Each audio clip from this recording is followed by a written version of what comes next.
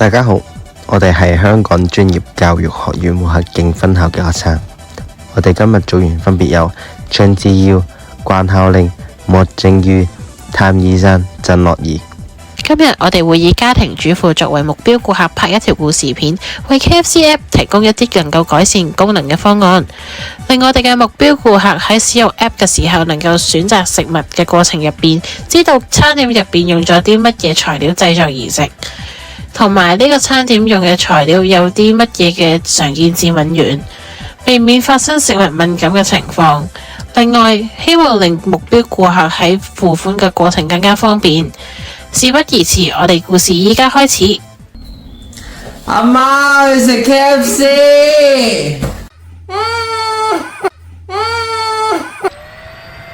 好啦，我忙住做家務同教你哋做功課，冇時間整 lunch，我用 KFC app 嗌外賣先。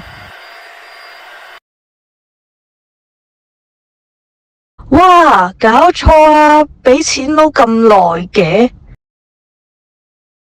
終於俾到錢啦！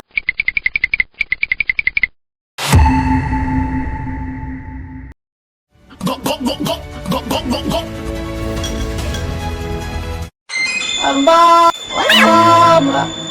阿媽，我no！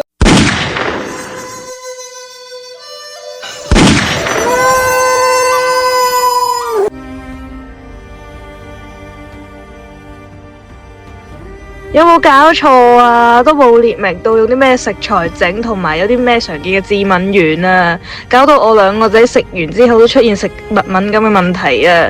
我要 email 去 KFC 總部投訴個 app 啊！親愛嘅何太，我哋對於你發生嘅事情感到十分難過，我表示歉意。我哋已經喺 KFC 更新咗新功能啦，希望你可以查閱。新功能已上線，大家可以快啲到首頁查看啦。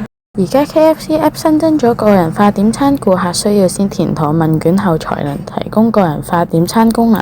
例如客人填寫答案為喜歡吃辣，KFC App 會自動把包含辣的餐點預先排在較前的位置。另外，若客人曾在 KFC 點餐，咁客人再次點餐時會自動提供上次的點餐記錄。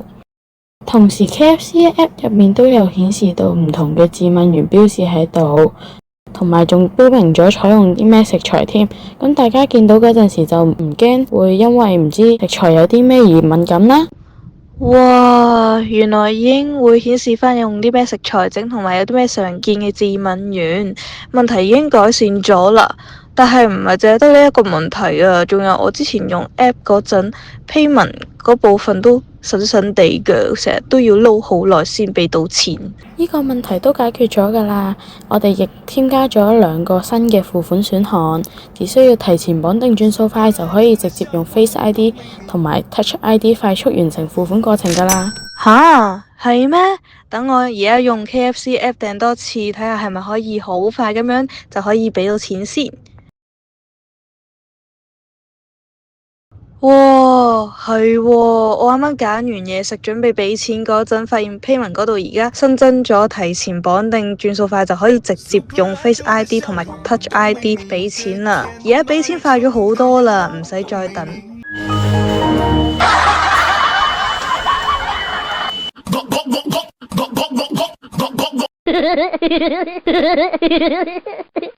最後，多謝大家收睇呢條影片。